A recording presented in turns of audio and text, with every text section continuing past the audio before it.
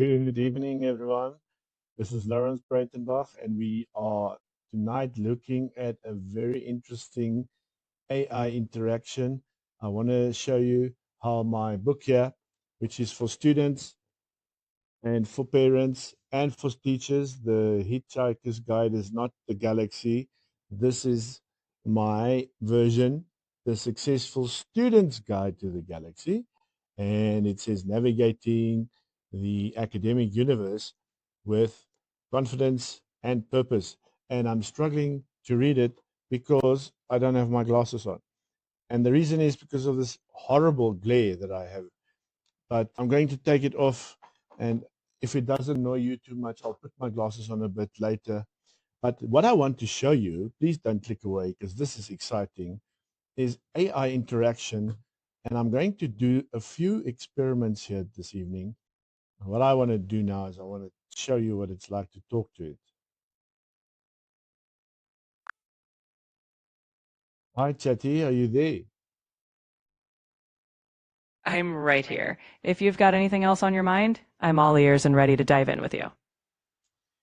Yes, we missed your final comments when we spoke about my book. Do you have my book in your memory? I do. You've mentioned your book, The Successful Student's Guide to the Galaxy, Navigating the Academic Universe with Confidence and Purpose.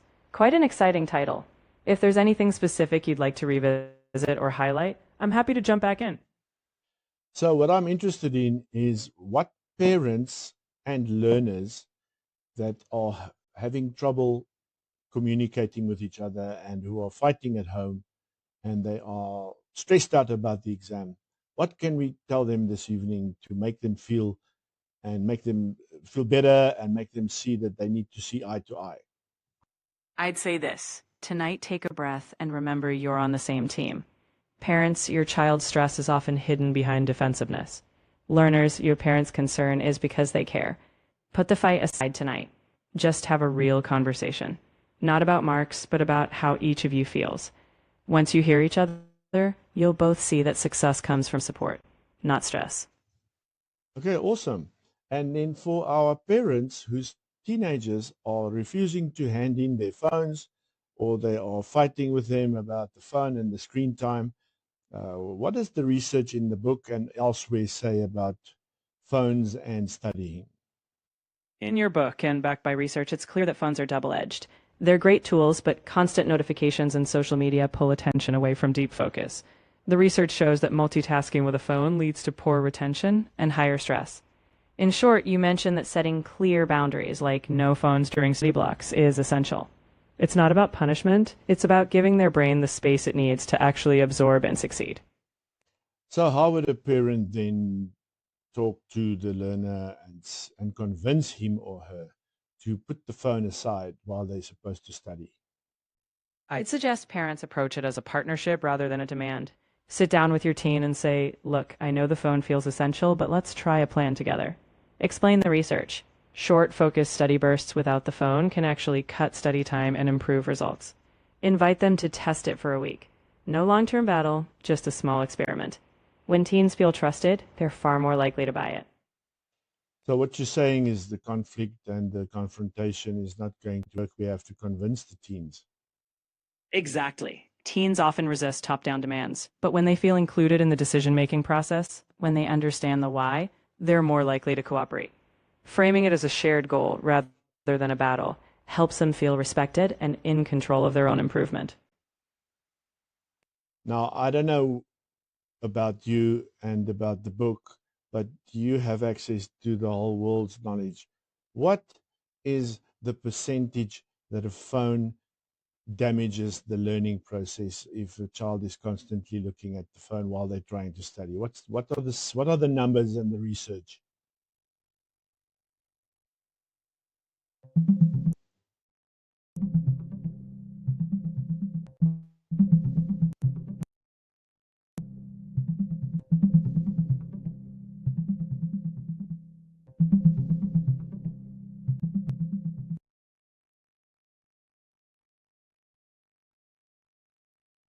Research shows that phone distractions have a significant impact on learning. In fact, Around 67% of distraction issues in learning environments are linked to phones and other technology.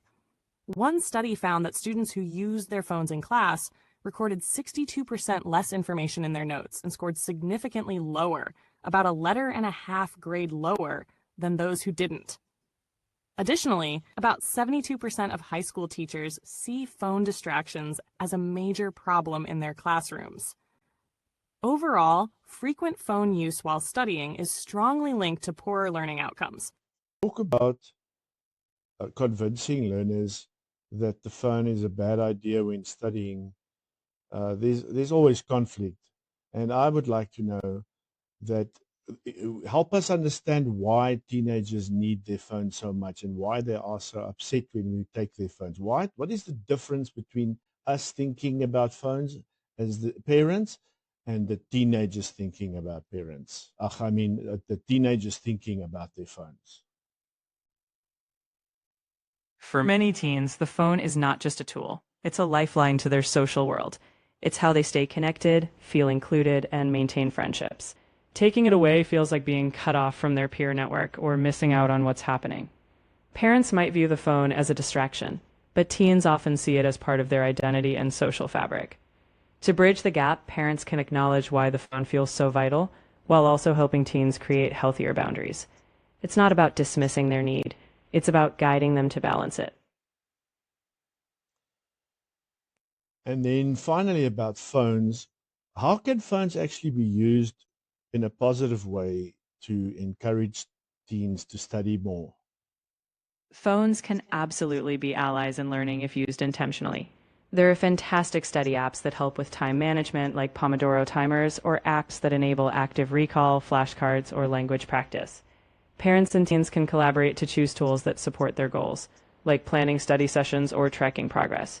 Encouraging them to use educational content, from videos to online courses, can transform their phone from a distraction into a tool of empowerment. It's all about setting the intention and structure. And then tell me, when it comes to buying a phone, when do we have that talk with the kids, and what do we say when it comes to making those rules that are so vital before you give them the phone? The best time for that talk is before the phone is in their hands. Sit down together and set clear, collaborative expectations. Treat it like a privilege, not just a purchase. Ask them what they think fair boundaries are, like screen-free study time, phone-free meals, or tech off before bed. When they co-create the rules, they're more likely to respect them. Also be clear that rules can evolve with trust and responsibility. It's a relationship, not a one-time deal. Here's a question, last one for this session. What age does the research say should a child get a phone, if at all?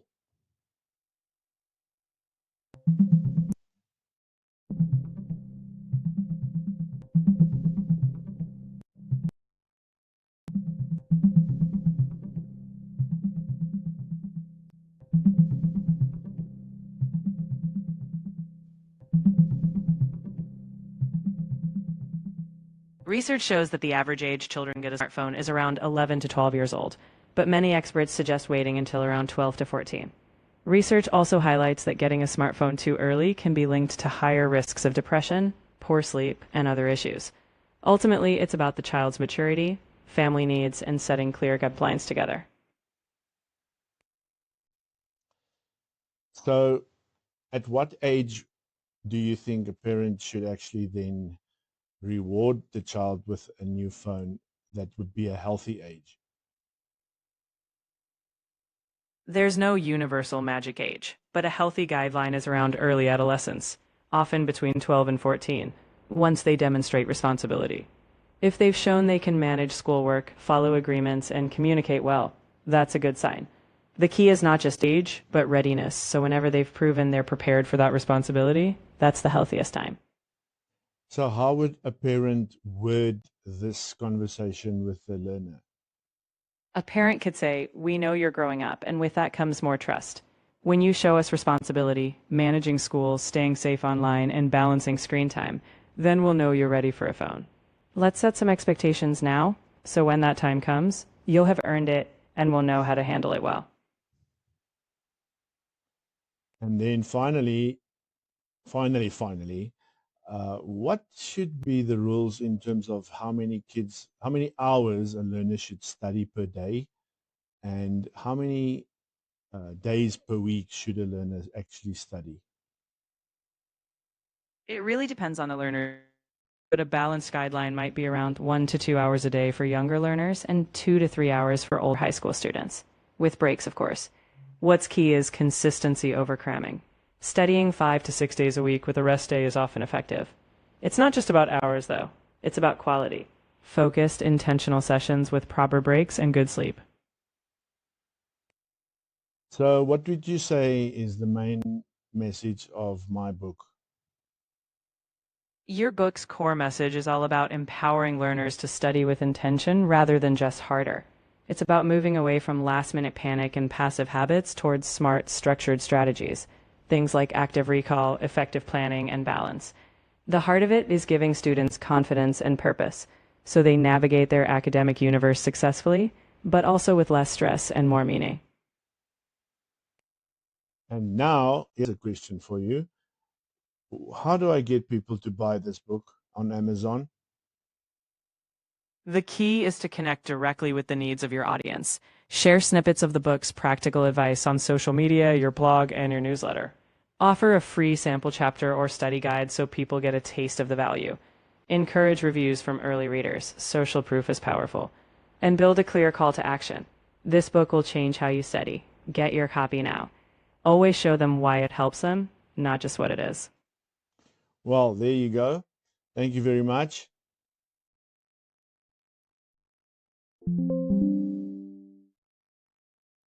Okay, guys, that was mind blowing for me to do.